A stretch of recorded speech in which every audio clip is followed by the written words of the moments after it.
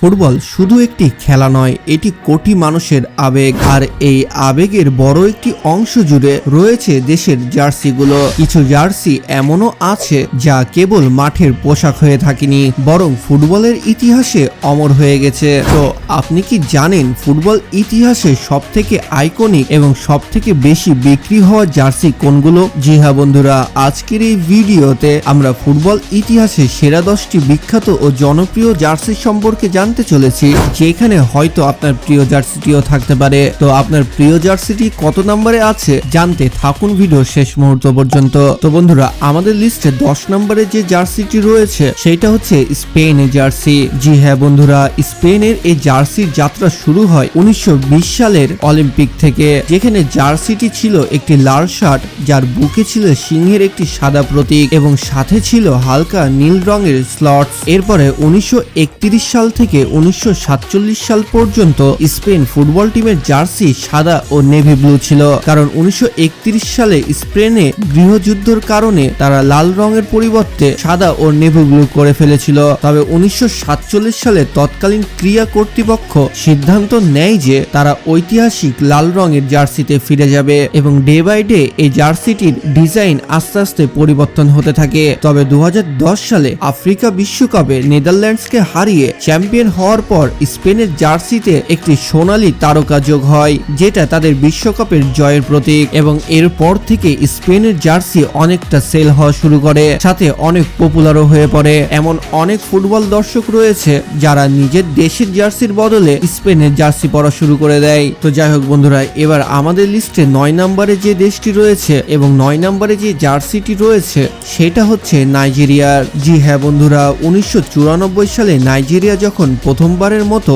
বিশ্বকাপে খেলার যোগ্যতা অর্জন করে, তখন তাদের জার্সিটি ছিল দেখার মতো। অ্যাডিডাসের তৈরি সেই জার্সিটিতে নাইজেরিয়ার ঐতিহ্যবাহী পোশাকের কাপড়ের নকশা বা আঙ্কারা প্রিন্ট ছিল। সাদা ও সবুজ রঙের সেই জ্যামিতিক নকশা জার্সিটিতে ফুটবল ইতিহাসের অন্যতম ক্লাসিক জার্সি হিসেবে গণ্য করা হয়েছিল। তবে 2018 সালে নাইকি নাইজা নামের একটি জার্সি বের করে নাইজেরিয়া টিমের জন্য, এবং এই থিমে ও এই জার্সির ডিজাইনে জার্সিটি বাজারে আসার সাথে সাথে ফুটবল বিশ্বে তোলপাড় সৃষ্টি করে দেয় এবং সেই বছরে নাইজেরিয়ার জার্সি বিক্রির ক্ষেত্রে রেকর্ড তৈরি করে ফেলে।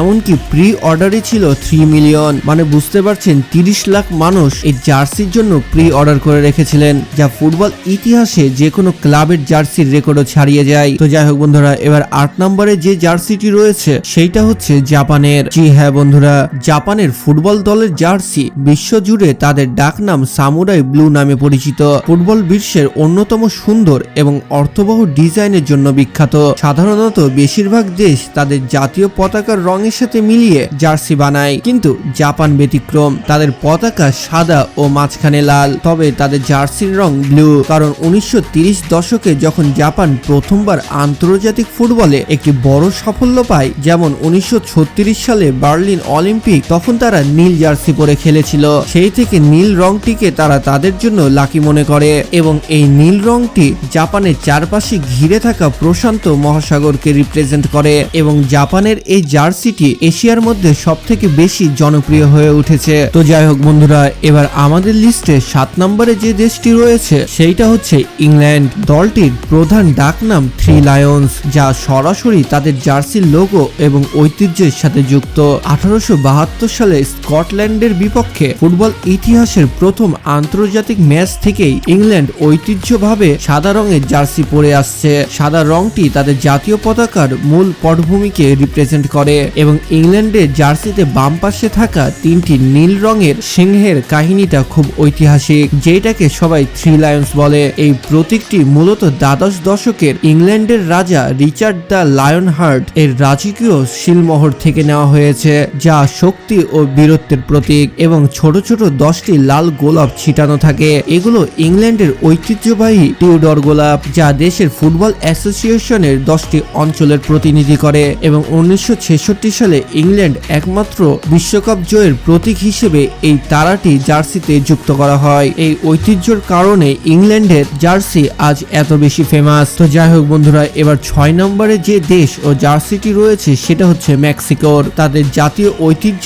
সংস্কৃতি এবং দেশপ্রেমের এক দারুণ প্রতিফলন। মেক্সিকো মেক্সিকো দলকে সংক্ষেপে L3 অথবা ত্রিরঙ্গা বলা হয়, কারণ তাদের পুরো কিট বা পোশাকে সাধারণত মেক্সিকোর পতাকার 3টি রং সবুজ, সাদা ও লাল ব্যবহার করা হয়েছে। এছাড়াও তাদের জার্সিতে অ্যাজটেকের ও মায়ান সভ্যতার নানা প্রতীক পাওয়া যায়। এছাড়াও পালকযুক্ত সাপ এবং ঐতিহ্যবাহী লোকশিল্পের ছাপ ফুটিয়ে তুলেছে তাদের জার্সিতে, যেটা তাদের জার্সিটিকে একেবারে ইউনিক করে তোলে। জন্য মেক্সিকোর জার্সি অসংখ্য মানুষের পছন্দের লিস্টে পড়ে। তো যাই হোক বন্ধুরা, এবার আমাদের লিস্টে যে জার্সি ও দেশটি রয়েছে সেটা আর অন্য কোনো নয়, পর্তুগাল। পর্তুগালের ফুটবল জার্সি বিশ্বজুড়ে ফুটবল প্রেমিকদের কাছে অত্যন্ত জনপ্রিয়। এর নকশা, রং ও ঐতিহ্যের পেছনে রয়েছে দারুণ কিছু গল্প। কিন্তু এই জার্সিটি এর থেকেও বেশি জনপ্রিয় শুধুমাত্র ক্রিস্টিয়ানো রোনালদোর জন্য।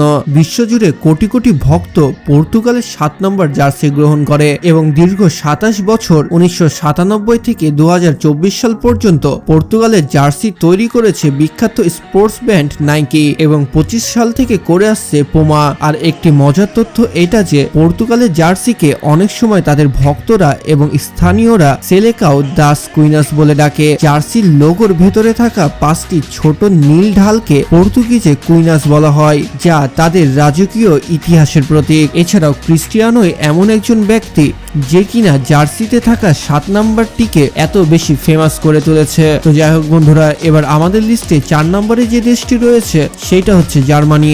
জি হ্যাঁ বন্ধুরা, জার্মানি দেশটিকে সাপোর্ট করার জন্য মানুষের মধ্যে যে ক্রেজটি রয়েছে সেই আবেগটি তাদের জার্সির প্রতিও রয়েছে। এবং জার্মানির জাতীয় পতাকার রং কিন্তু কালো, লাল ও সোনালী, কিন্তু তাদের জার্সির রং কেন সাদা? এর কারণ হলো ইতিহাস। 1990 সালে যখন জার্মান ফুটবল অ্যাসোসিয়েশন DFB গঠিত হয়, তখন তারা তৎকালীন প্রুশিয়া রাজ্যের পতাকার সাদা ও কালো রংটিকে নিজের জার্সির জন্য বেছে নেয়। সেই থেকে আজ পর্যন্ত তারা এই রংটিকে ধরে রেখেছে।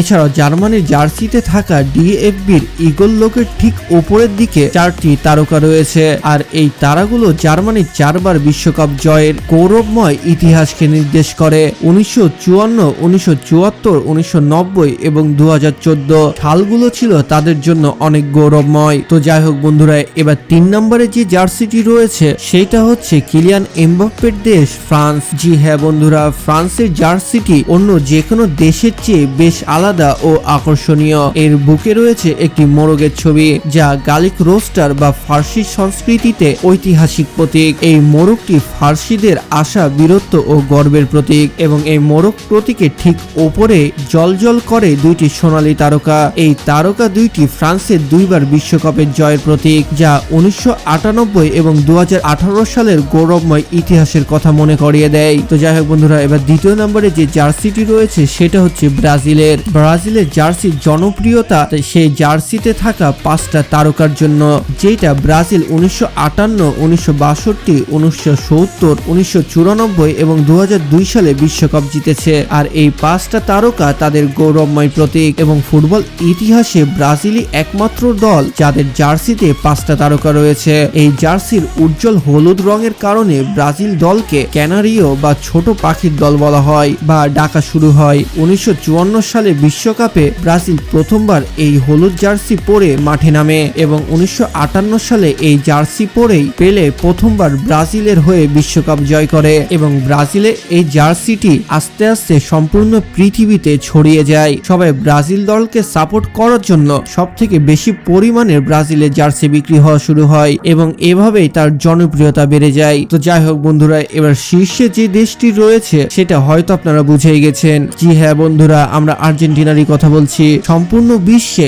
আর্জেন্টিনার যে জার্সিটি সব থেকে বেশি তৈরি হয়েছে এবং সব থেকে বেশি বিক্রি হয়েছে সেটা হচ্ছে লিওনেল মেসির 10 নম্বর জার্সি। ডিয়াগো ম্যারাডোনা থেকে শুরু করে লিওনেল মেসি ফুটবল ইতিহাসে সেরা জাদুকরদের গায়ে জড়িয়ে এই জার্সি বিশ্বজুড়ে কোটি কোটি মানুষের হৃদয়ে জায়গা নিয়ে নিয়েছে এবং আকাশি সাদা এই জার্সিটিতে তাদের ফুটবল অ্যাসোসিয়েশনের লোগোর উপরে 3টি সোনালী তারকা রয়েছে। এই তারা 3টি আর্জেন্টিনার 3বার বিশ্বকাপ জয়ের ইতিহাসকে নির্দেশ করে। 1978, 1986 এবং 2022 সালগুলো আর্জেন্টিনার জন্য ঐতিহাসিক ও গৌরবময়। তো যাই হোক বন্ধুরা, আজকের এই ভিডিওটি আপনাদের কেমন লাগলো? ভিডিওর র্যাঙ্কিং গুলো করা হয়েছে জার্সি জনপ্রিয়তা ও সব থেকে বেশি সেলের উপর ভিত্তি করে। তবুও আপনাদের কোনো মতামত থাকলে কমেন্ট বক্সে অবশ্যই জানাতে পারেন। তো দেখা হচ্ছে পরবর্তী আরো একটি ইন্টারেস্টিং ভিডিওতে। ততক্ষণ ভালো থাকুন, সুস্থ থাকুন, আল্লাহ হাফেজ।